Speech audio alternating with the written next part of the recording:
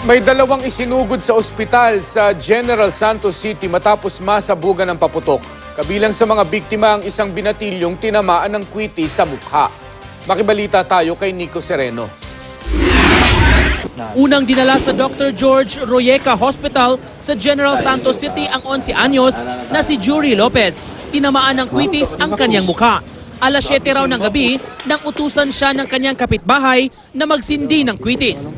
Sinindihan naman niya ito pero halos hindi man daw lumipad ang kwitis at sumabog ito sa harapan ng biktima. Wala ka, $1 kay gibutan. Di na ko pabutok. Dinala rin sa parehong ospital ang 32 anyos na si Anthony Romano na nabiktima naman ng iligal na pikulo. Hindi raw niya kaagad nabitawan ang sinindihan niyang paputok kaya sumabog ito sa kanyang kamay.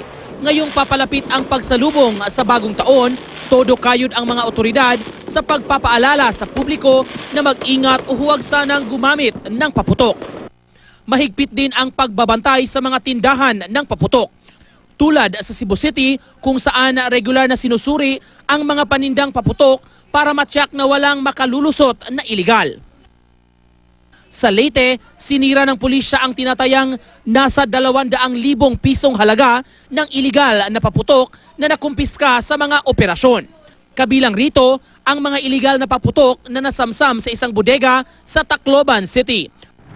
Sa Ormoc City, inilipat naman ang firecracker zone para mailayo ito sa seawall ng lungsod. Inilagay ang mga tindahan malapit sa fire department ng syudad. Kasama rin sa mga babantayan ng pulisya ang mga insidente ng ligaw na bala at walang habas na pamamaril. Kabilang sa mga ginagawa para maiwasan ito ang pagsiselyo sa mga baril ng mga pulis at gwardya sa buong bansa tulad sa Pagadian City. Bawal paputukin ang mga ito, puwera na lang kung re-responde sa krimen.